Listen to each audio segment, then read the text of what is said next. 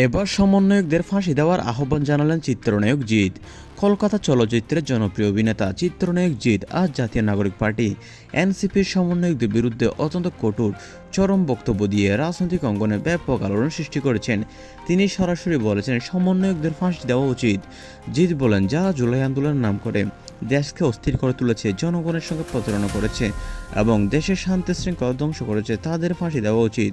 এরা দেশকে বিক্রি করে খাচ্ছে, এরা দেশদ্রোহী, এদের আর কোনো ছাড় দেওয়া যাবে না। সমন্বয়কদের ফাঁসির মঞ্চে তোলা হোক, একটাই দাবি, মানুষের একটাই দাবি।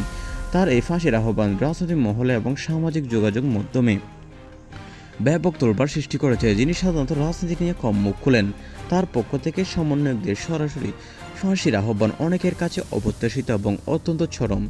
জিৎ আরও যোগ করেন, এদের কারণে দেশের আজকে এই অবস্থা, এদের বিচার রায়তা আনা উচিত, শাস্তি হওয়া উচিত। এদিকে জাতীয় নাগরিক পার্টি অর্থাৎ এনসি বা সমন্বয়কদের নেতৃত্বের পক্ষ থেকে এখনও কোনো আনুষ্ঠানিক প্রতিক্রিয়া আসেনি। সামাজিক যোগাযোগ মাধ্যমে নেটিজনদের মধ্যে তুমুল আলোচনা চলছে।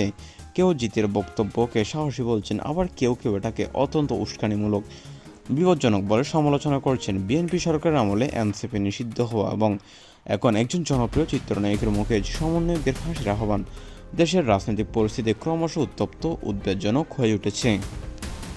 নিউজটি ভালো লাগলে চ্যানেলটি সাবস্ক্রাইব করে দিবেন। ধন্যবাদ।